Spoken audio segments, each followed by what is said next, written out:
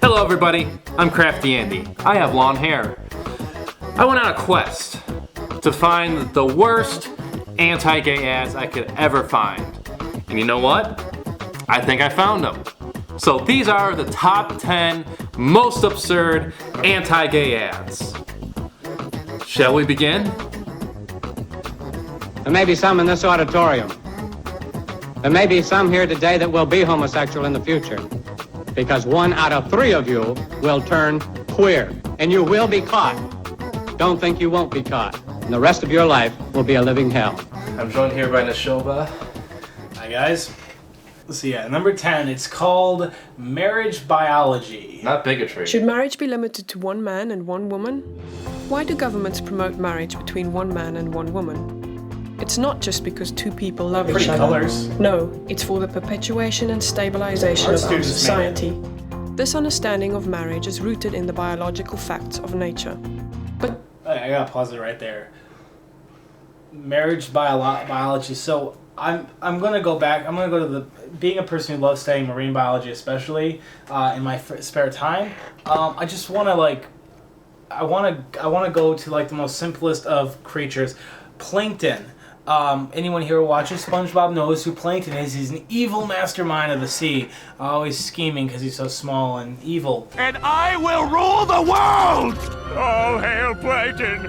All hail Plankton! I'm ready. Promotion. I'm ready. Promotion. Ooh, I think I stepped in something. Plankton. Now we're gonna discount SpongeBob, but Plankton. They're rooted in biology. They're very simple, very simple animals. I didn't know they got married. Did you know they got married, Andy? Actually. So yeah, if it's rooted biology predates us all the way back to an amoeba, pretty much, to a single-celled organism. So I'm just saying. So they got plankton get married then. If we're gonna root in biology, no. That's completely stupid. Oh my god. To make my point very clear about this stupid ad. Hey, it's been since the dawn of time. It's one man, one woman. Since the dawn of time. What, 6,000? Is it 8,000, 6,000, or 4,000 years? 6,000. That's Because it keeps changing. I mean, like 10 years ago, the Earth was 8,000 years old. Man came to be at the dawn of time, and from the beginning, it was man and woman. Yeah, well, yeah, the dawn of time, it changes. Like, it has not changed at all. Yeah, it has. It used to be 8,000 years. No, and then it got 6,000. They got it right this time. It was 6,000. It was 5,000. It was 5,000 years. No, you got it wrong. They got 6,000 now. Wait, well, Ken now. Ham, I thought Ken Ham clearly states no, it's 6,000. What's 6,000? Six. So why do we really have do we have any compelling reasons to maintain such a narrow definition of marriage between one man and one woman? Let's find out what our arguments are. do we really have any compelling reason to maintain such a narrow definition? Or has the time come for the government to revise and expand our understanding of marriage to include same-sex couples? Yes. When it comes to the behavior of its citizens, a government has only 3 options. It can promote, permit, or prohibit their behavior. For example, the state promotes police work, permits most occupations, but prohibits drug dealing. Oh, wow. Why?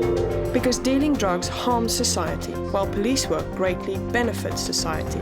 Let me go into this. This is actually called projectionism.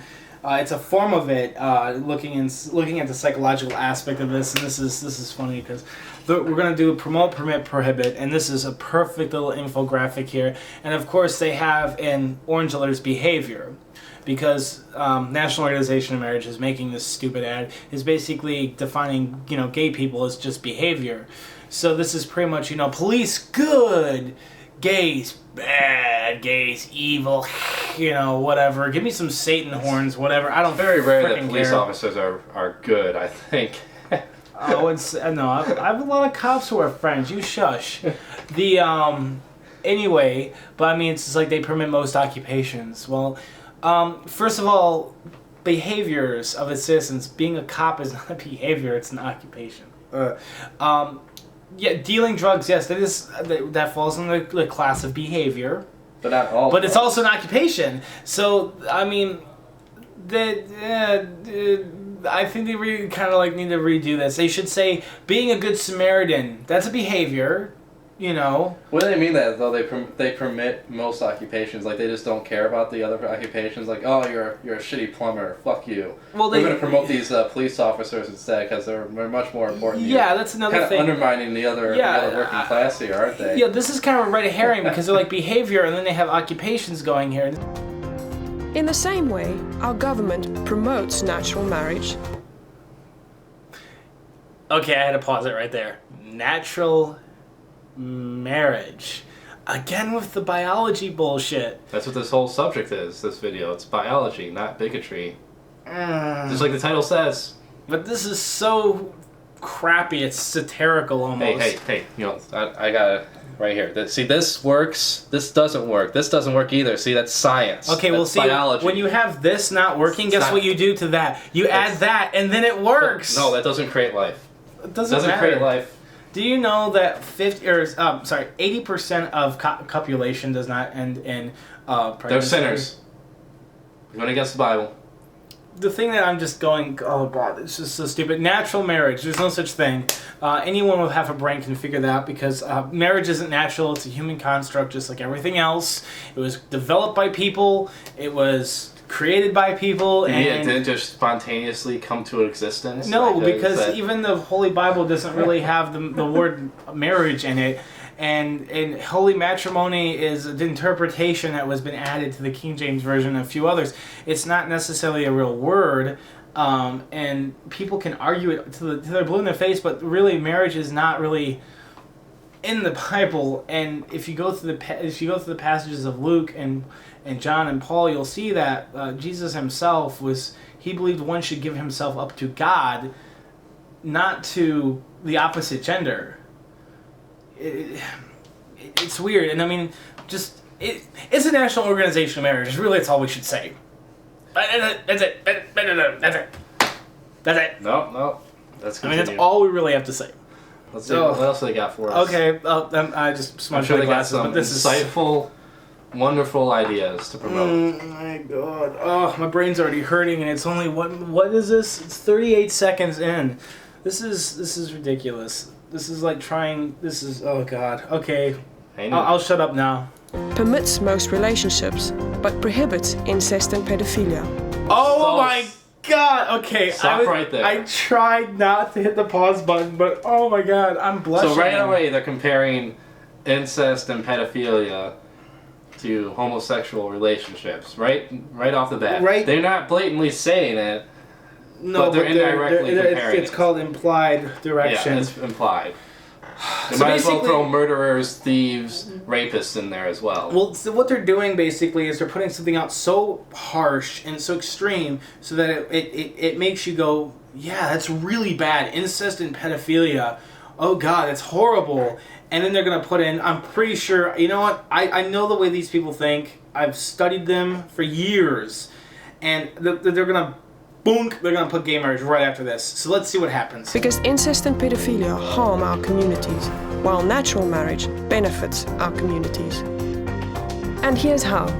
Natural marriage creates children, it best raises children, it protects women, it civilizes men, it lowers crime, poverty and welfare, which in turn reduces government spending and deficits. Wait. I'm sorry, but I know a lot of single straight men out there who are freaking awesome, and I mean awesome, and not like they don't have YOLO branded on their forehead and jump out of planes without parachutes. I'm talking about awesome people as they don't see they want to settle down. They don't have time to settle down. They don't want to settle down. Their lives, their jobs, their friends is all they need. You gotta look at the number 4. Married men are more likely to be employed, cause fewer crimes, and less likely to be in jail. How often do married men roam the streets in gangs?